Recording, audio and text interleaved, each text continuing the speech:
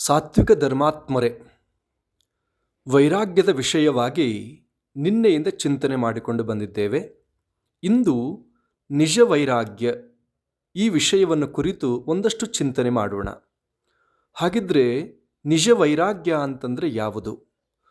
ನಾವು ಯಾವುದರ ಜೊತೆಗಿರ್ತೇವೋ ಅದರ ಜೊತೆಗೆ ಇಲ್ಲದಂತೆ ಇರುವಂಥದ್ದು ನಿಜವಾದ ವೈರಾಗ್ಯ.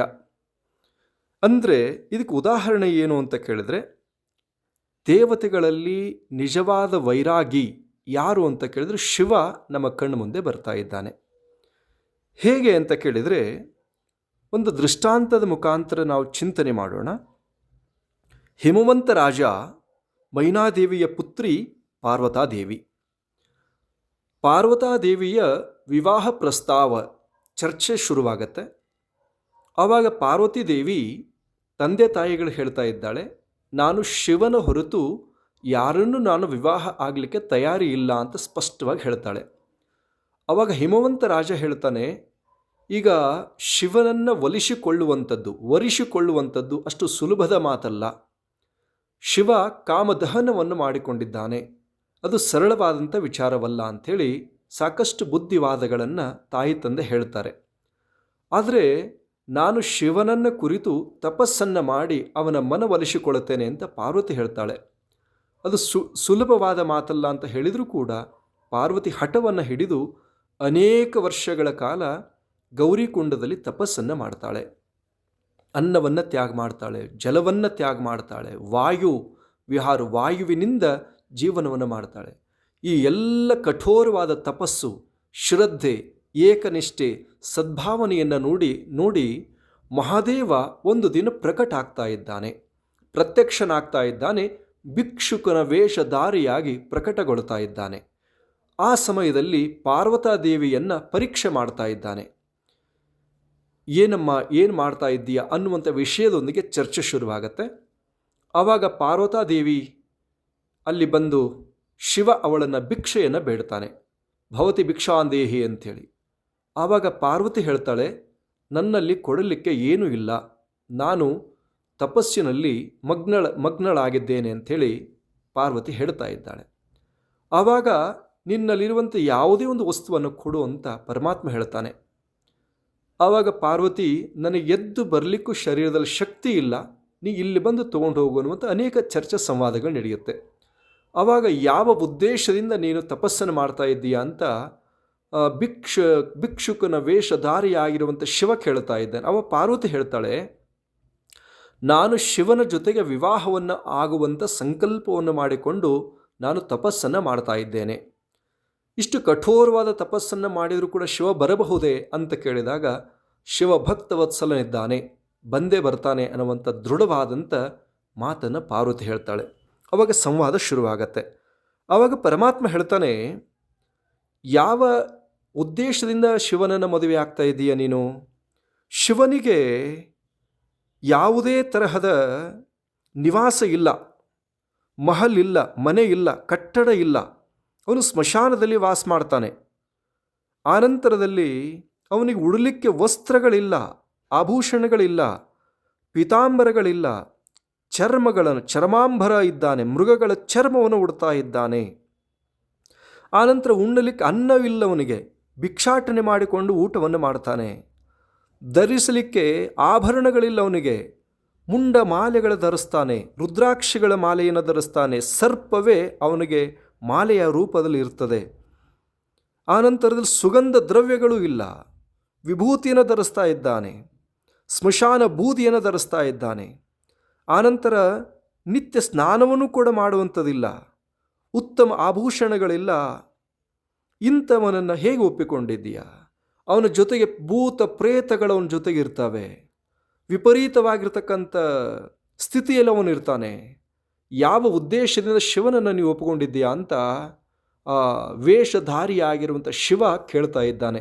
ಅವಾಗ ಪಾರ್ವತಿ ಎಂಥ ಮಾತು ಹೇಳ್ತಾಳೆ, ಬಹಳ ಲಕ್ಷ್ಯ ಕೊಟ್ಟು ಕೇಳಿ ಈ ಮಾತು ಹೇಳ್ತಾಳೆ. ಏನು ಅಂತ ಕೇಳಿದರೆ, ಶಿವನಿಗೆ ನಿವಾಸಿಲ್ಲ, ಆದರೆ 14 ಲೋಕಗಳಿಗೂ ಕೂಡ ಒಡೆಯ ಅವನೇ ಇದ್ದಾನೆ, ಅಧಿಪತಿ ಅವನೇ ಇದ್ದಾನೆ.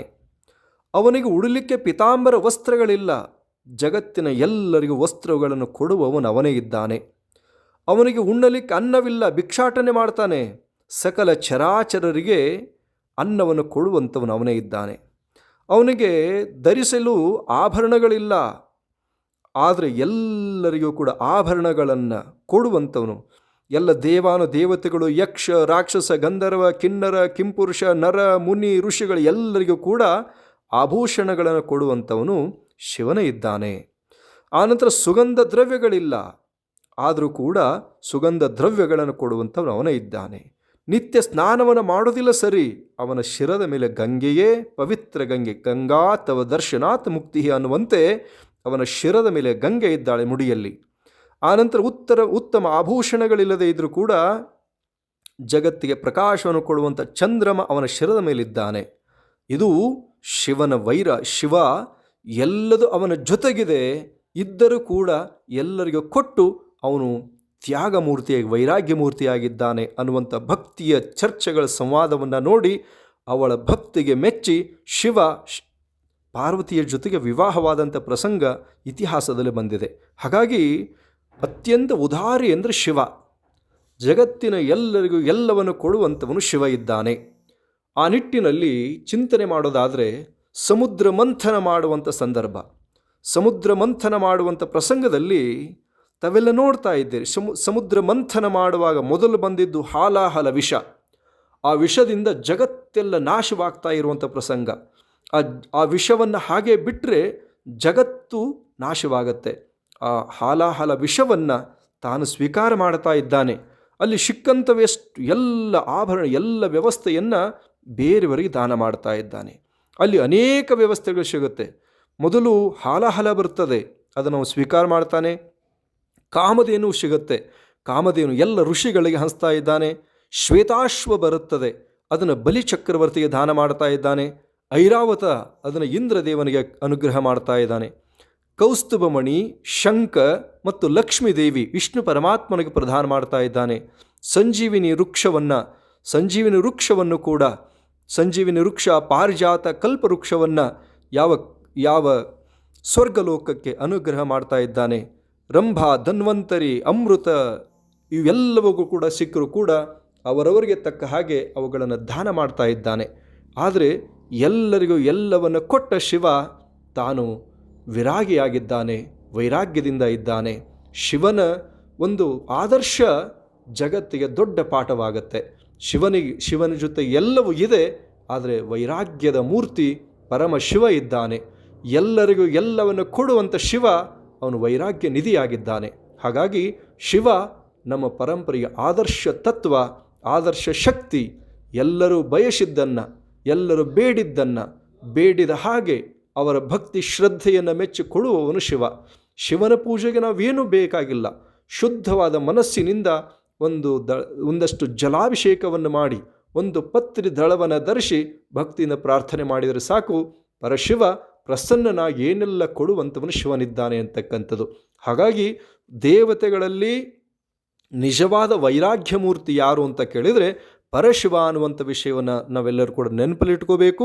ಹಾಗೆಯೇ ದೇವಿ ಶಕ್ತಿ ದೇವತೆಯಲ್ಲಿ ಮಾತಾ ಧೂಮಾವತಿ ಅಂದರೆ ದಶವಿದ್ಯೆಗಳನ್ನು ಬಲ್ಲಂಥವಳು. ಎಲ್ಲ ವಿದ್ಯೆಯವಳ ಜೊತೆಗಿದ್ದರೂ ಕೂಡ, ಎಲ್ಲ ದೇವರಿಗೂ ಕೂಡ ಅಧಿದೇವತೆ ಆಗಿದ್ದರೂ ಕೂಡ ಅವಳ ವೈರಾಗ್ಯ ಅತ್ಯಂತ ಪ್ರಮುಖವಾದಂಥದ್ದು ಅಂತಕ್ಕಂಥ ವಿಷಯವನ್ನು ಈ ಸಂದರ್ಭದಲ್ಲಿ ತಮ್ಮ ಗಮನಕ್ಕೆ ತಂದು, ದೇವತೆಗಳಲ್ಲಿ ಅತ್ಯಂತ ವೈರಾಗ್ಯ ಮೂರ್ತಿ ಶಿವ, ದೇವಿಯರಲ್ಲಿ ಮಾತಾ ಧೂಮಾವತಿ ಅಂತಕ್ಕಂಥದ್ದು.